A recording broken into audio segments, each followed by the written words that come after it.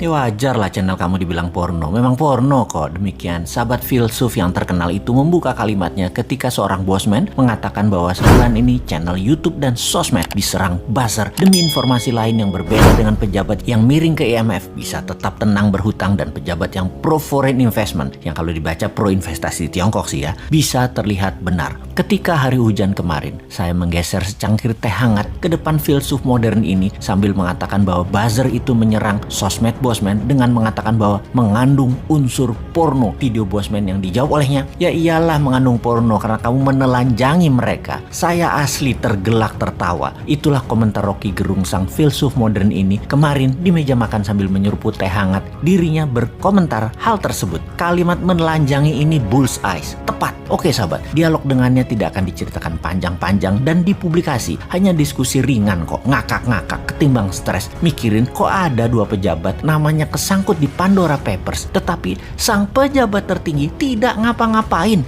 Mereka dan masyarakat dong lebih hebat lagi, yaitu bahwa itu dianggap hal biasa saja di zaman pejabatnya yang paling populer sedunia saat ini. Itu biasa saja, walaupun artinya nama yang ada di Pandora Papers itu kalau mereka berdua pejabat di Tiongkok sudah masuk kategori korupsi yang bakal di titik-titik. Kalian tulis sendiri titik-titik itu apa. Tapi itu kan di negara yang berdaulat yang anti korupsi.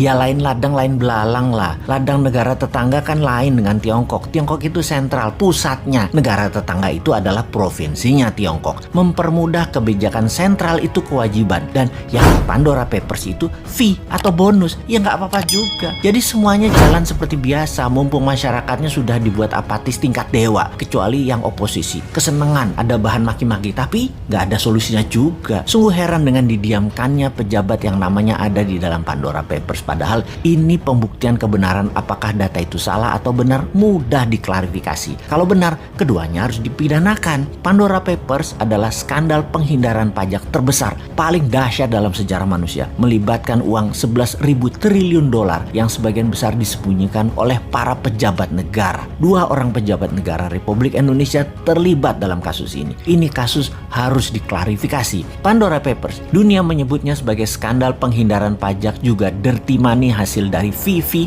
penyalahgunaan kekuasaan, serta menyembunyikan uang haram. Di sisi lain, inilah jurus upaya dunia untuk membersihkan uang kotor atau dirty money yang bersumber dari kejahatan pajak dan segala turunannya. Bagi Indonesia, apakah ini sebuah skandal besar? Yang jelas ini aib bagi pejabat negara, karena penghindaran pajak oleh pejabat negara terjadi tepat di saat pemerintah sendiri sedang mengkampanyekan disiplin pajak, taat pajak bagi segenap rakyat Indonesia. Ini menjadi aib bagi pemerintah karena kedua pejabat menteri tersebut masih ada di kabinet dan belum mau mengumumkan jumlah uang yang mereka tempatkan di Pandora Papers tersebut. Keterlibatan 2 menteri pemerintahan saat ini yang masuk dalam daftar nama pejabat dunia yang melakukan penghindaran pajak setara dengan 130 tahun penerimaan pajak APBN Indonesia sesungguhnya akan menjadi pukulan telak bagi pemerintah yang akan menghalangi seluruh upaya pemerintah dalam meningkatkan kedisiplinan pajak di dalam negeri. Untung rakyatnya nggak paham dan tidak peduli. Namun pastinya upaya pemerintah untuk menggenjot pajak dari orang pribadi saat ini